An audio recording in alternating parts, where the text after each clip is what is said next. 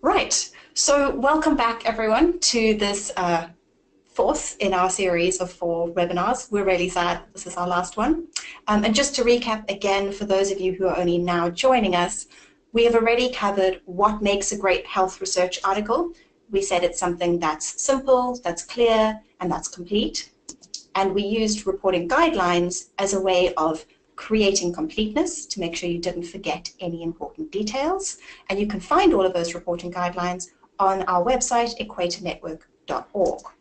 Then on the 21st of November, we covered planning, and we created a really solid plan between you and your co-authors of everything that you needed to have decided before you start to write. Things like, who are you writing for? Which is your target journal? And what is that message that you want to get across? So you want to decide that before you even start writing. And then last week, we wrote a rough draft. So we used a really simple approach to writing, where once we'd finished our planning, we picked up our reporting guideline and our target journals instructions to authors and created sections and subsection headings. We then used key sentences to create one sentence that summarized what each section and subsection should contain. And then we just wrote everything else. We used that key sentence and that subsection heading to guide the content.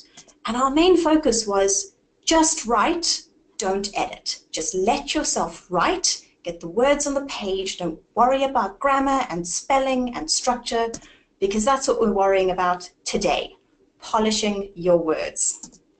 And again, we're going to be polishing to focus on those ideas of simple, clear, and complete. We're making it easy for our users to read our articles, understand our articles, and use them.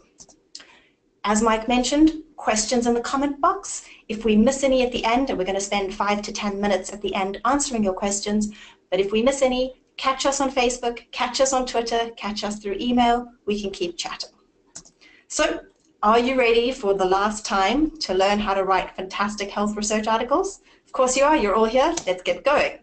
So our focus today, we're going to look at the language that we're expecting in articles. So in general, what you're aiming for. Then we're going to focus in on how to polish for clarity, for clear language. Then how to polish to get things really simple and easy. And then we're going to polish for a complete message. So this is going to be a step-by-step process to get you to the point from that rough draft that's really just for you into a draft that's ready to share with your co-authors and even with peer reviewers. Everything that I'm going to mention today is a suggestion, not a rule. Everything I mention is a suggestion, not a rule. So what that means is you may look at some of the things I suggest and say, ooh, but there are times that I find this technique works for me, and that's fantastic. Every single one of these suggestions is what you want to aim for most of the time, and when you're going against that suggestion, you want to do it deliberately. So what we're asking you to do is just be slightly more deliberate about our use of language. So suggestions, not rules, things to take on board while thinking about your writing. Okay, so let's focus in on what the language is that we're expecting to see in articles. And we're going to break it down using the big building blocks of language, which is our paragraphs, our sentences, and our individual words. So, focusing in on paragraphs. Really simple. Paragraphs are just a collection of sentences that are best buddies. So they are the sentences that make the most sense together. They're cuddled up the closest together than the sentences in either paragraph, either side of them. When do you break into a new paragraph? When you've reached a new theme, when your ideas are changing, when the sentences don't logically cuddle up together. So there's no hard and fast rule as to how long a paragraph should be. But if your paragraphs are all running an entire page long, you want to look, are these sentences really best buds? It's unlikely that you're going to have more than a couple of besties, 3 or 4, right? So a paragraph that's 10, 12, 15 sentences long, they're not best friends anymore. They're just in the same group, right? They're in the same section. And if you've only got one sentence paragraphs, well then now none of your sentences have friends. So use that as a deliberate device. So that's your thoughts for creating paragraphs. Focusing in on sentences, one idea, one sentence. So the ideas in your theme are one paragraph, and then within that paragraph, each sentence should only contain one idea. How do you know when you're adding in too many ideas? Look at your punctuation marks. How many punctuation marks are in that sentence? Right? I do this a lot. I write really long sentences, and then I have to go back and go, oh, there's like 6 punctuation marks in this sentence. Maybe it's not all one idea. Maybe this is going to be difficult for my reader. They're going to get halfway through the sentence and they're going to have completely forgotten what I was talking about at the beginning of the sentence, right? The punctuation marks that you want to be using a lot, sprinkling about, they're common as muck, commas and full stops. Use them liberally. We don't use enough full stops. Break up those sentences, add a full stop. Take those little clauses that you've cuddled up in the middle of your sentence in a bracket and pop them in its own sentence. Let them have their own idea. Semicolons and colons. Who loves these? I love these. They're beautiful. They're fantastic. They're very powerful, and we should treat them as the precious jewels they are, which means not sprinkling them around in every single sentence, right? I use semicolons a lot because I'm trying to tell my reader, ooh, these 2 sentences, they belong together even more than any other sentences. But I've already done that by crafting a paragraph that says that these sentences belong together. So I should be saving those semicolons and those colons for those ever so often occasions when I really need to emphasize, keep reading through this sentence. These 2 sentences are actually almost one. If you're using a semicolon in every paragraph or every page, dial back a bit. Treat them as the jewels that they are. Another thought is your tenses. So when you're dealing in writing an article, you want the results of specific other studies to be in the past tense. So that will be in your introduction and your discussion. And anything you did or you found to be in the past tense, your methods and your results. So what should be in the present tense is the general information. So things that we all know, that's in the present tense. So what do I mean? So if we look at a sentence like this, the sky is blue. This is categorical fact, it's in the present tense. But if Duck et al. Did a study and they found that the sky was blue, that's in the past tense. That is a specific study that did specific work and had a specific result. Past tense.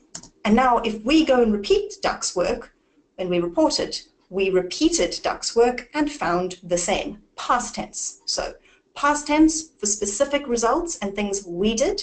Present tense for general information that the whole world already knows. Voice. Active voice is when the subject of the sentence, the thing right at the beginning of the sentence, does the acting. It does the verb. It's physically doing the verb. The passive voice is when the subject, the thing at the beginning of the sentence, is acted on. We get told a lot in science that we should use the passive voice because we're hiding the actor. And essentially we're saying, it doesn't matter who did the work. We are objectively doing the work, so we should remove ourselves as scientists. But that's not really what's going on, right? The solution didn't stir itself. Somebody stirred it. So saying the beaker was stirred is hiding someone. It's taking someone out of the picture. So if we look at the sentence in the passive voice, the dog was walked on Saturday.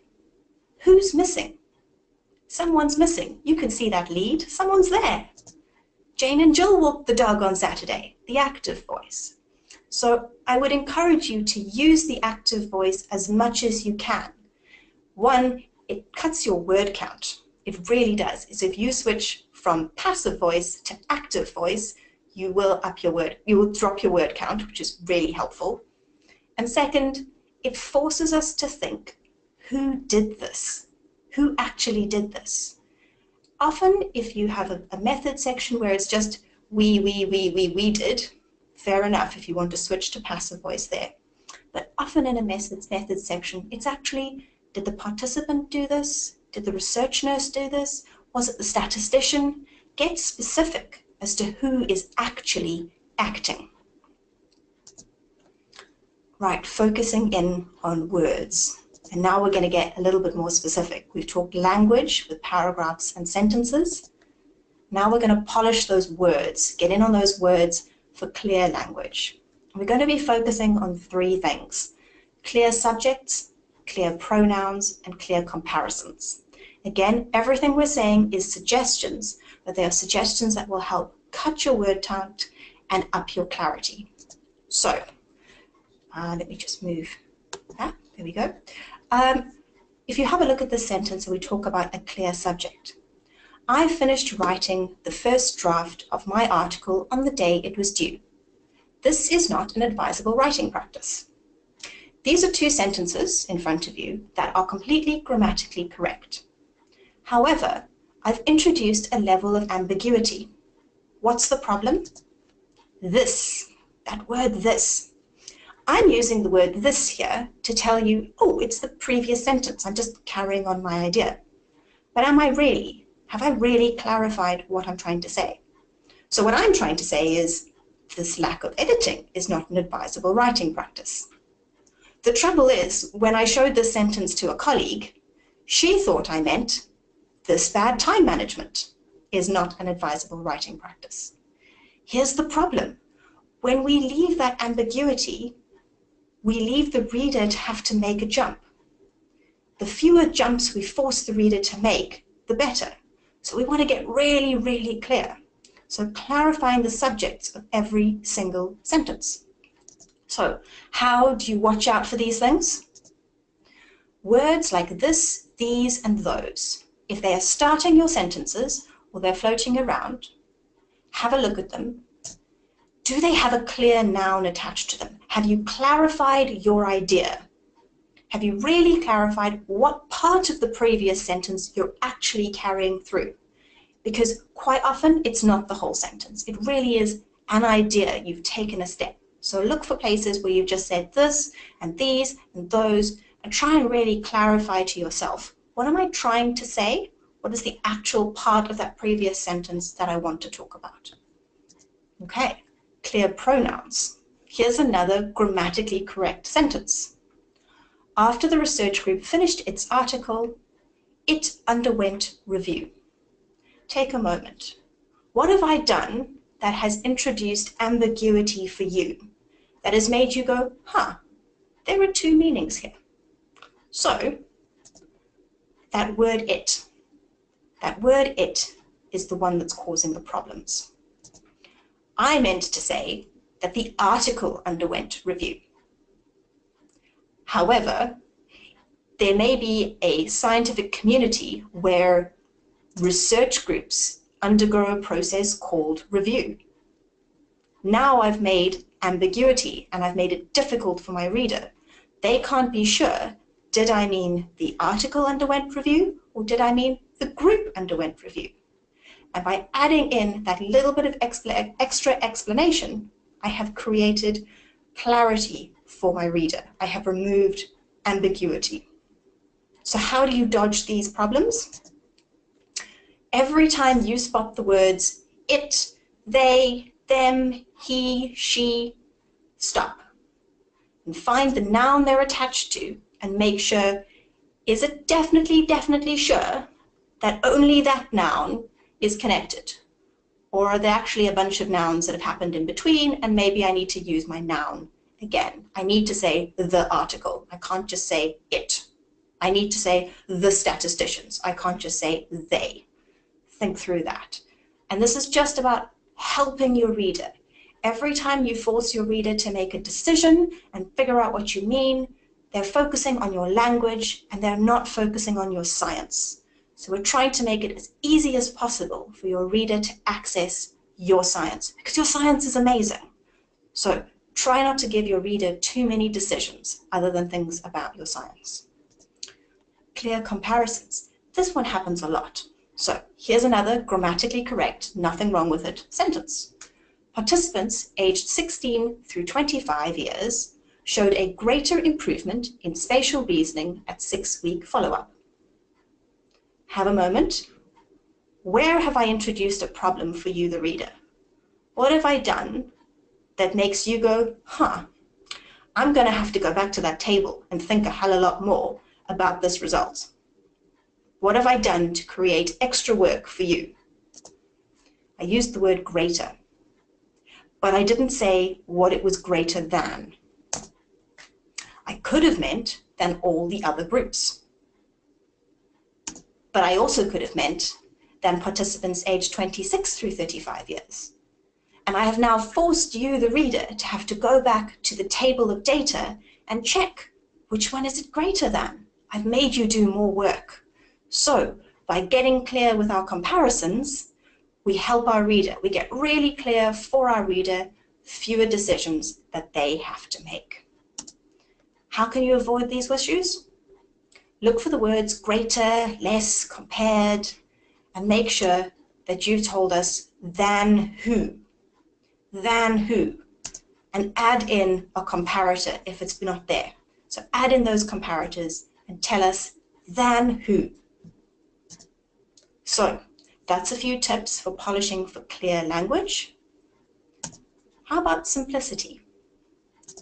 And the reason I'm focusing on simplicity is, as I've mentioned previously, complex language is just adding another layer of complexity. Your science is already complicated.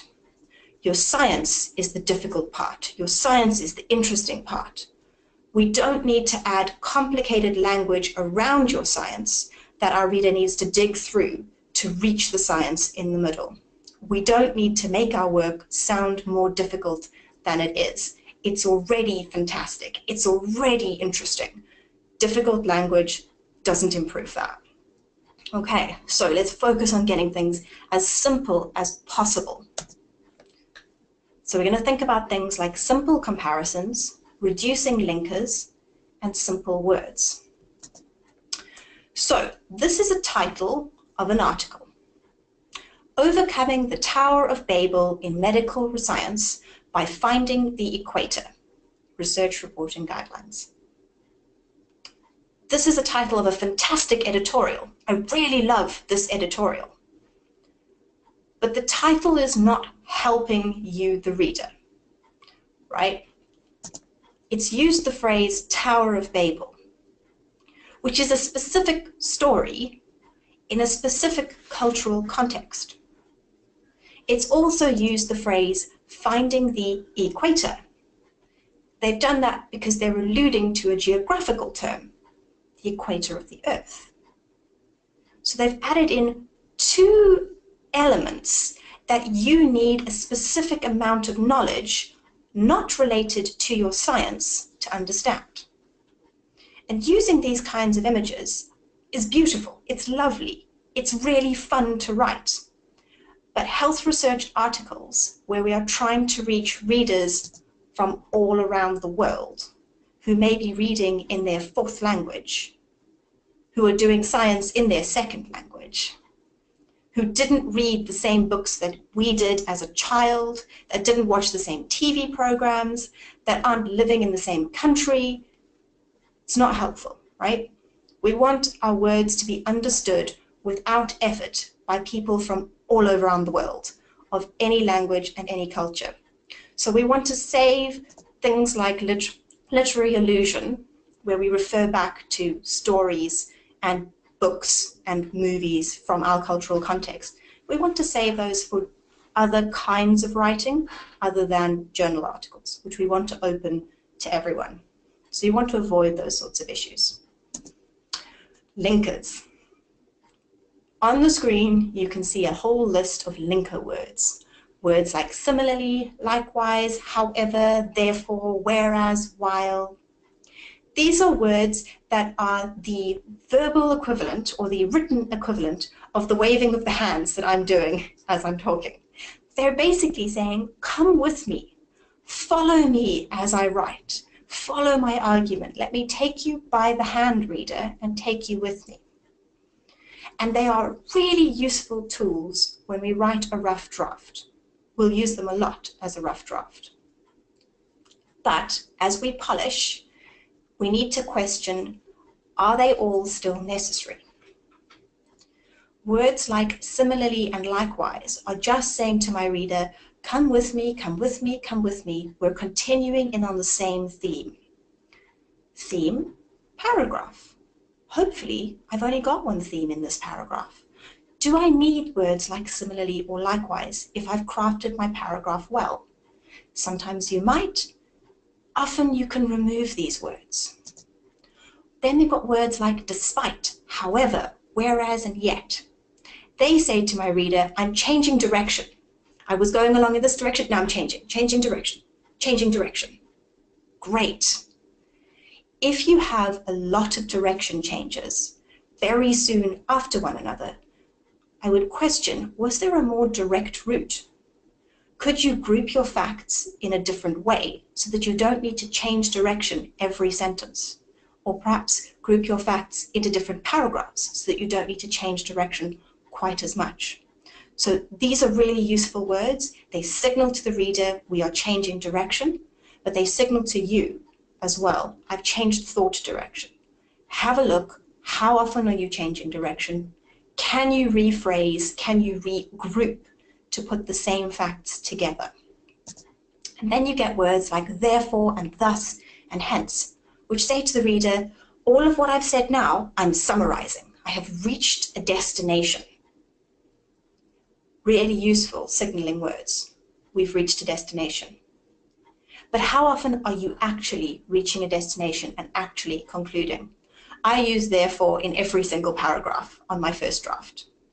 And then I have to go back and ask myself, am I actually concluding something at the end of each paragraph?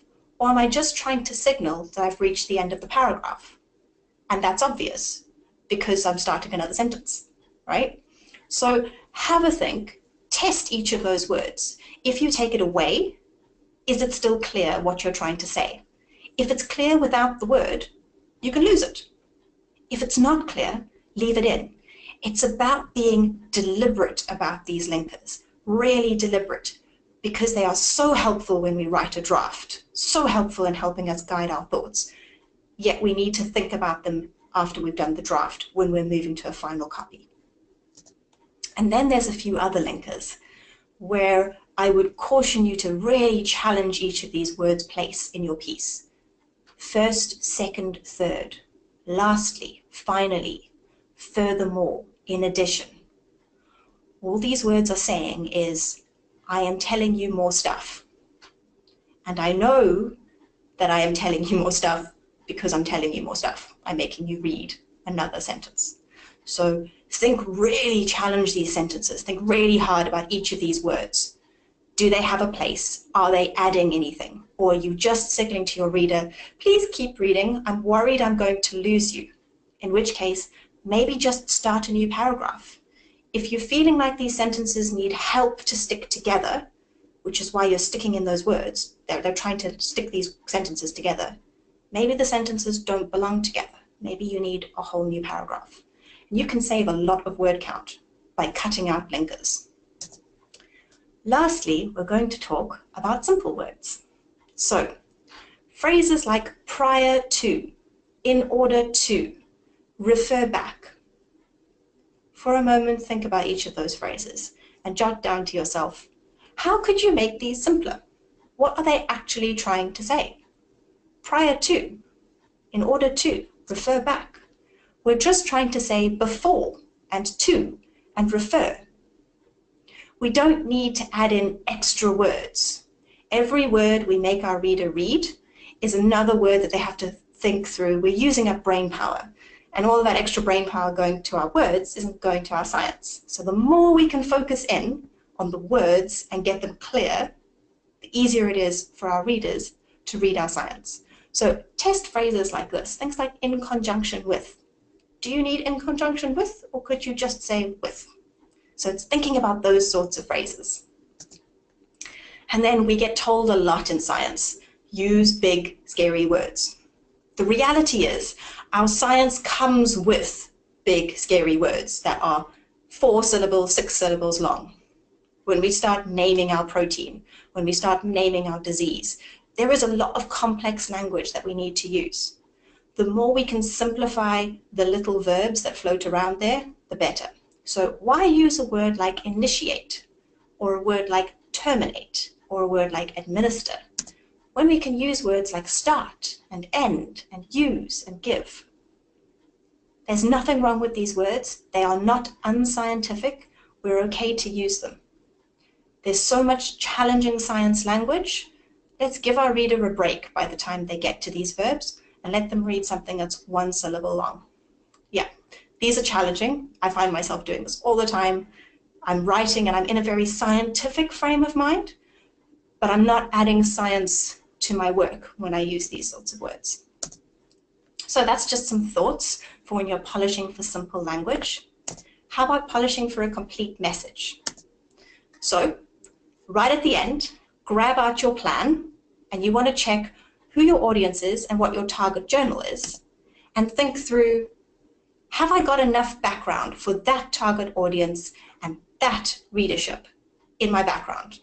If you're writing for a journal that's primarily cardiologists, it's going to be a different background than if it's for a journal for all medical professionals. So read your background one last time, compare it against that plan.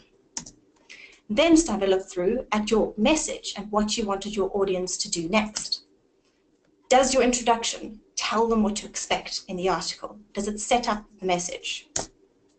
Then go through section by section and look at those key sentences. If I'm skimming through your article, will I get the key ideas?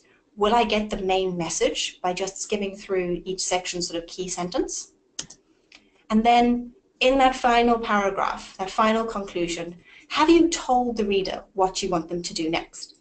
Have you said further research, or have you got specific and said, I need you to do an external validation study of my model? Have you said this should be used in clinical practice, or have you said this should be used in acute myeloid leukemia in children? Get really specific. Where do you want people to use your information? What do you want them to do next? Get specific. And then finally, are all those research users that we talked about in webinar 1, can they all use your article? Reporting guidelines are going to help. Grab your reporting guideline and go through it item by item and check. Have I put in item 1? Where is it? What page? Have I put in item 2? Where is it? What page? Have I put in item 3? Have I put in item 4? Every single item. This is a really helpful exercise, and it's going to be useful as well, because when journals say submit a reporting guideline checklist, that's all they're asking you to do. So this checking for completeness of message is also going to produce you the checklist for your journal. So we've now focused in on language in articles, we've polished for clarity, we've polished for simplicity, and we've polished for a complete message. So what we've done over the last 4 weeks, we've made a great journal, we've figured out what makes a great journal article, simple, clear, complete, and we've used reporting guidelines, all from the EQUATOR Network for completeness. We figured out a plan, so we devised a serious plan before we wrote and got our co-authors on board. Then we wrote a rough draft using subsection headings to guide our structure, sample sentence, key sentences to summarize each of those sections, and then we just wrote a draft focusing on writing, not editing. And then today we polished our words, we edited ourselves. So hopefully you now feel empowered to write an article that is simple, clear, and complete, so that your readers can read it easily, understand it easily, and use it.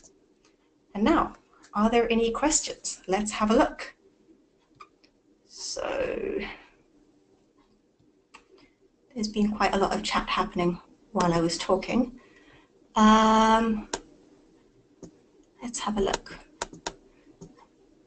People have had some trouble logging in. I'm not seeing any questions. Mike, are there any questions that have come through? No, not this time, Jennifer. There was Excellent. actually me responding to people with problems with audio. So we got that sorted out anyway. Oh, no, wait on. There is one. One's just come through. I will get to it just in a moment.